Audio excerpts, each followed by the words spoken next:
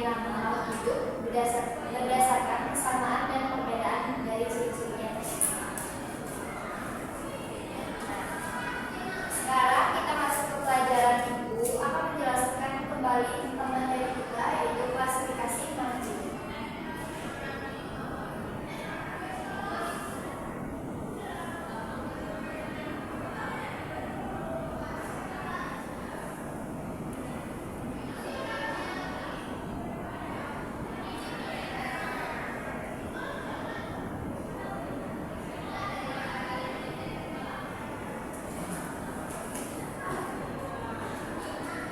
Pertanyaan diskusi hari ini, apa yang membedakan makhluk hidup dengan benda mati? Yang kedua, apa ciri-ciri yang menunjukkan bahwa suatu benda adalah makhluk hidup? Makhluk hidup atau benda mati? Makhluk hidup memiliki ciri-ciri tertentu seperti tumbuh, berkembang biak, merespon rangsangan, bernapas, membutuhkan energi, dan memiliki struktur tubuh yang terorganisasi. Sedangkan benda mati tidak memiliki ciri-ciri kehidupan dan tidak berkembang biak ataupun tumbuh seperti batu, tanah, air, dan angin. Klasifikasi makhluk hidup ini ditemukan oleh Bapak taksonomi von Linné atau lebih dikenal dengan nama Paulus Linnaeus pada tahun 1708 sampai 1778. Klasifikasi makhluk hidup ini merupakan cara pengelompokan, penggolongan, atau pemberian nama makhluk hidup berdasarkan kesamaan dan perbedaan ciri-cirinya. Ilmu tentang pengelompokan makhluk hidup berdasarkan ciri-ciri tersebut.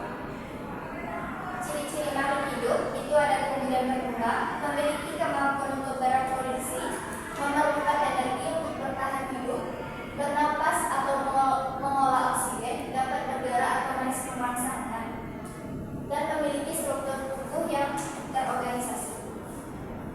Nah, mengapa makhluk hidup itu dikelompokkan? Untuk mempermudah dalam mempelajari dan memahami keberagaman makhluk hidup, membantu dalam mempelajari hubungan antara berbagai jenis makhluk hidup, dan untuk mempermudah pengelolaan sumber daya alam dan konservasi.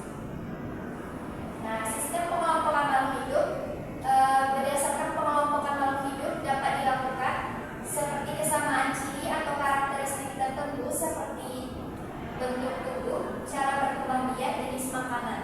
Nah, contohnya seperti induk, ordo, spesies, filum, famili, kelas, dan genus. Klasifikasi makhluk hidup menggunakan sistem taksonomi yang terdiri dari beberapa tingkat, yaitu ada induk, filum, kelas, ordo, famili, genus, dan spesies. Setiap tingkat memiliki ciri-ciri khusus yang membedakan makhluk hidup satu dengan lainnya. Contoh klasifikasi seperti kucing, yang dimana kingdomnya itu ada Animalia, filumnya Chordata, kelasnya Mammalia, ordo Carnivora, famili Felidae, genus Felis, dan spesiesnya Feliscanthus.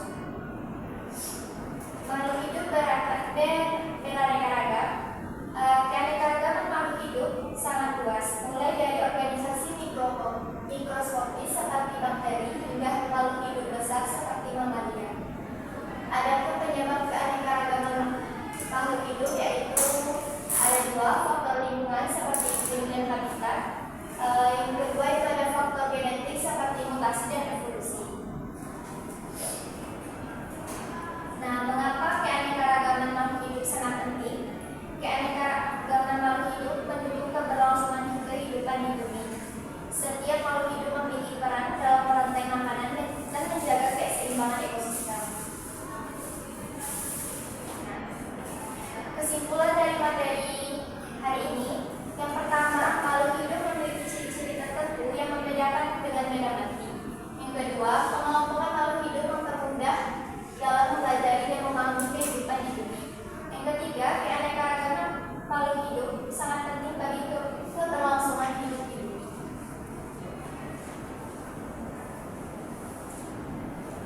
Oke, dari penjelasan ini Ibu jelaskan, siapa yang bisa simpulkan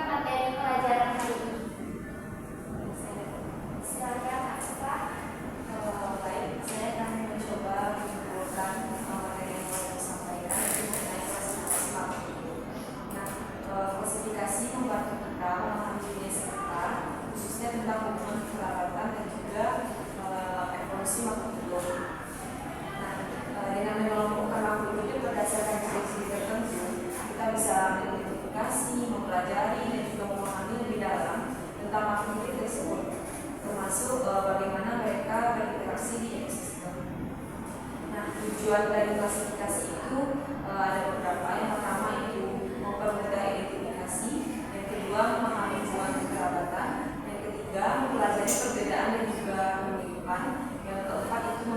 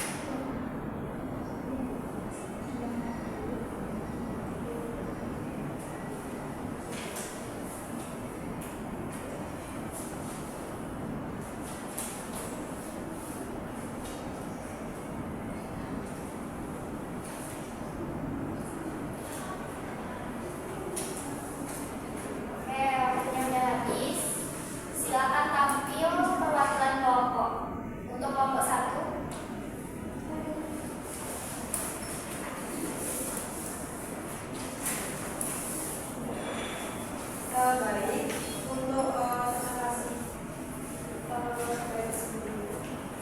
Saya ucapkan terima kasih kepada Ibu papan diskusi mengenai pertanyaan dari yaitu tentang alat jenis tanaman yang filosofi dan buatlah kunci determinasi sehingga dapat kelompok masing-masing. Untuk kelompok 1 itu kami mendapatkan ciri-ciri dari morfologi yaitu tadi dari tumbuhan A, tumbuhan B paku, tumbuhan C hijau, tumbuhan B rumput dan tumbuhan D yang berwarna.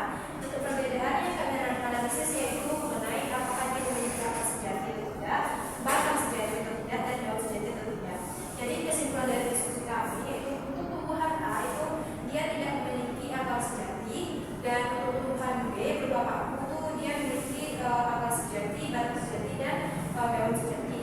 Adapun untuk hijau itu sama dengan tumbuhan paku semuanya sejati, dan tumbuhan D berupa rumput itu semuanya juga sejati.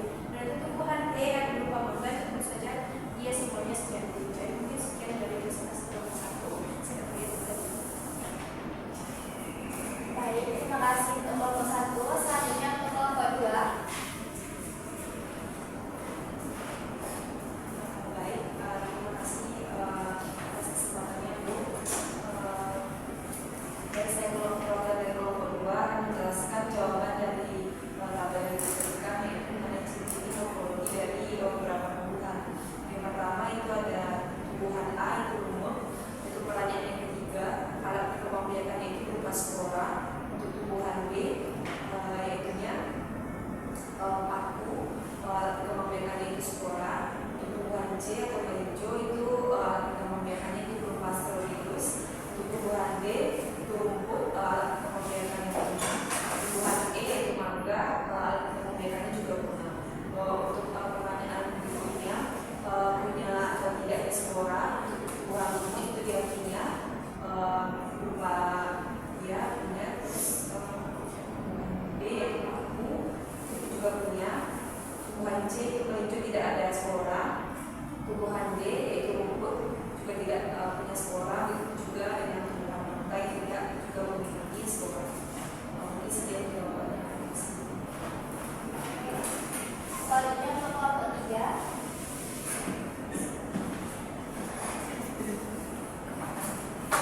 Baik, terima kasih